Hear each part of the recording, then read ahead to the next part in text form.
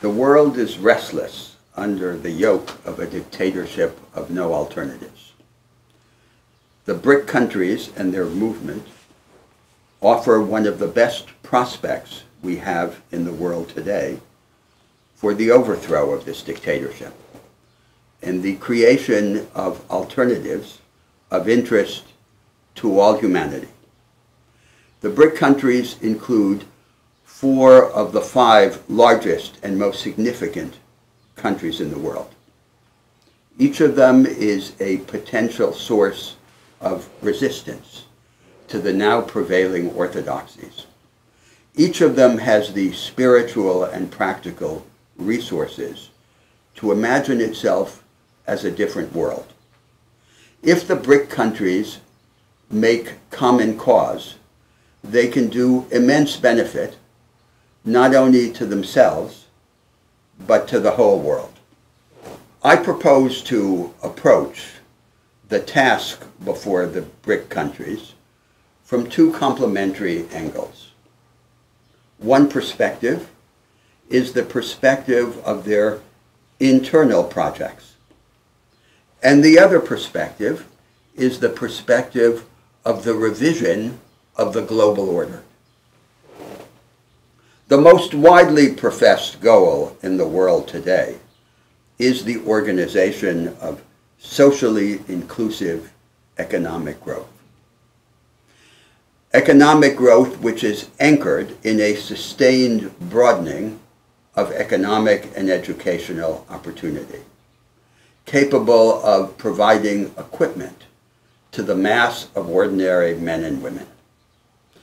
Today, this goal must be pursued in a particular context. The context is the emergence throughout the world of a new style of production, a style that lies beyond the limits of traditional mass production. This new form of production is characterized not simply by the accumulation of technology, capital, and knowledge, but also, and above all, by a new set of practices of production. It attenuates the contrast between the supervision and the execution of productive tasks. It mixes cooperation and competition in the same domains. And it transforms all productive activity into a form of permanent innovation in such a way that the best firms become more like the best schools. The problem is that this new economy, as we sometimes call it, or the post-Fordist style of production, what comes after mass production, is characteristically isolated in narrow productive vanguards, weakly linked to the remainder of our national economies. The vast majority of the labor force in the richer countries, as well as in the major developing countries, remains excluded from these advanced sectors of production. And this exclusion has become a vast source of inequality in the world. The traditional devices for the moderation of this inequality, compensatory redistribution through tax and transfer, and the defense of small business against big business are inadequate to the task. What we need is to open the gateways of access to these new advanced sectors of production, and in this way to give practical content to the goal of socially inclusive economic growth. That means today in our countries, in the major BRIC economies, a reinvention of industrial policy. The most important agents in our economies are the multitude of small and medium-sized firms that are responsible for the preponderance of output and the great majority of jobs. If we could equip even some of these firms with the instruments of access to the advanced forms of production, we would create an inclusive productivism. We would bring about a revolution in the broadening of economic opportunity. This new industrial policy, which our countries can help create and disseminate throughout the world must have as its primary addressees not the traditional big businesses, but the small and medium-sized firms. The method should not be the subsidization of credit, but rather the opening of access to credit, but also to technology, knowledge, and advanced practice. It is a project that cannot advance unless we begin to innovate in the institutional arrangements that shape the relations between governments and firms, as well as the relations among firms. There are today in the world two main models of relations between states and businesses. There's the American model of arm's length regulation of business by government, and there's the Northeast Asian model of formulation of a unitary trade and industrial policy imposed top-down by the bureaucratic apparatus of the state. What we need is a third model, a form of strategic coordination between governments and firms that is decentralized, pluralistic, participatory, and experimental, to the end of disseminating the practices of the new economy through large sectors of the society. This decentralized strategic coordination must have as its counterpart support for regimes of cooperative competition among the small and medium-sized firms, so that they can continue to compete against one another, but at the same time pool certain commercial, technological, or financial resources, and through this pooling, achieve economies of scale. On this basis, we can begin to give an example to the world of how the new economy can become the fulcrum of a new style of socially inclusive economic growth. Now, such a domestic project, a project to be carried out within our countries, has as its counterpart a revision of the global order. And such a revision must be a major ambition of the movement of the BRIC countries. Ever since the Second World War, what has prevailed in the world has been a Metternichian project, an attempt to impose on all of humanity a certain institutional blueprint as a condition of access to the global public goods of political security and economic openness. What we want in the BRIC countries is a new global order that is more hospitable to alternatives, to divergence, to experiments, to heresies. The Metternichian project has been realized very unequally in different domains. It has been least successfully implemented in the domain of political security. It has been implemented in a very limited fashion in the international monetary arrangements, for which there is now no generally accepted regime ever since the collapse of the original Bretton Woods system in 1971. Where this project has been implemented most vigorously is in the regime of world trade. The world trade regime, established under the WTO treaties, is the most consummate expression of this attempt to impose a blueprint on the world.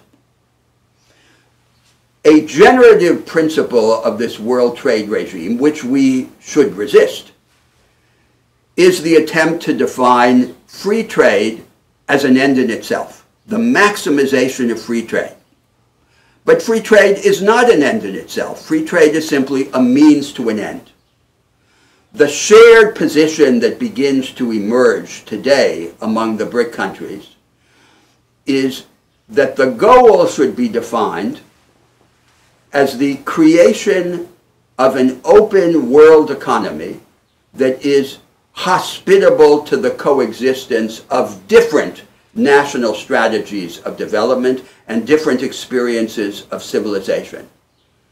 the form of economic openness and the kind of economic openness that allows for divergence rather than imposing a compulsive convergence to the same institutions and practices. Similarly, the established world trade regime is now being designed under the aegis of a principle of institutional maximalism. It requires not just adherence to the market economy, but to a particular version of the market economy. It wants to outlaw, under the label subsidies, all the forms of strategic coordination between governments and businesses that the countries now rich used to become rich. And it wants to incorporate into the rules of free trade the intellectual property regime established at the end of the 19th century that leaves many of the technological innovations of greatest interest to humanity in the control of a handful of big private multinational businesses. We should want a revision of this order, a pluralistic globalism, a globalism that allows each of our countries to engage the world economy on terms that are favorable to our national construction. So the two parts of this BRIC agenda, the domestic part and the global part, are just the reverse side of each other. And together, they will allow us to overthrow, to the benefit of humanity, the dictatorship of no alternatives.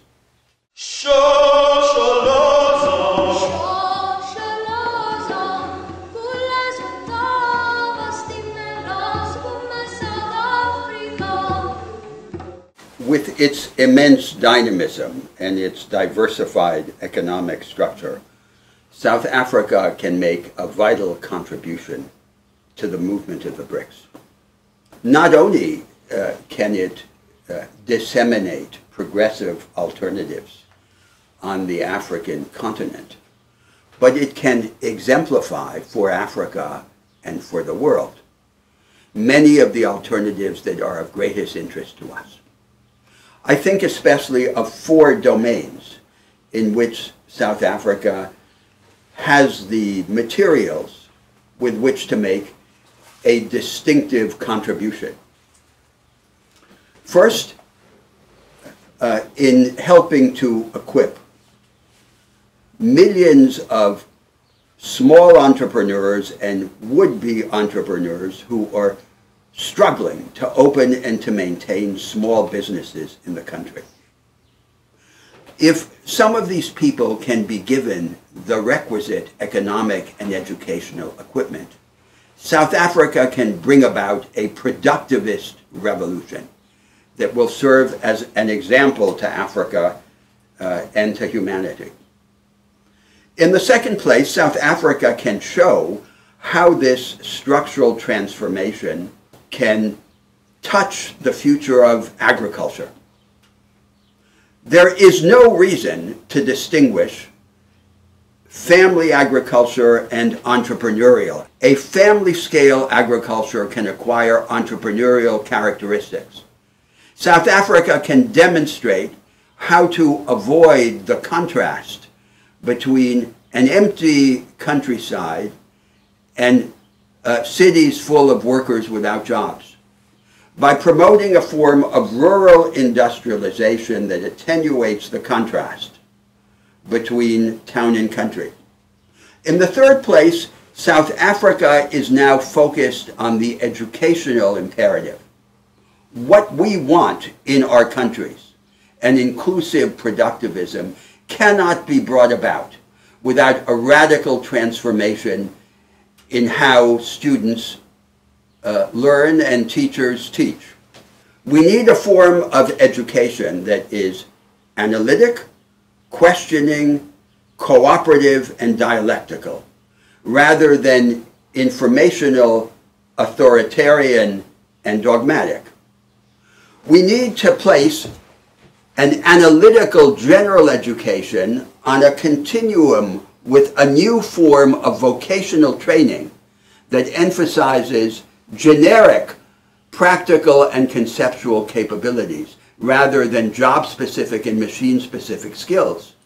And South Africa is one of the most promising terrains in which to demonstrate the potential of this educational revolution. A third area in which South Africa can make a huge difference is the organization of a new form of democratic politics.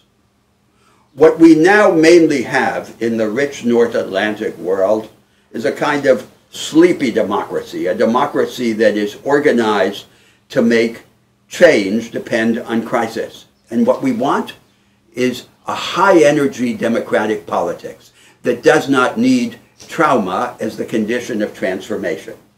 A series of constitutional innovations that are already being debated in South Africa that would heighten the level of popular engagement in public life, that would create constitutional mechanisms rapidly to overcome impasse between the political branches of government, and that would exploit the potential of federalism to create countermodels for the future.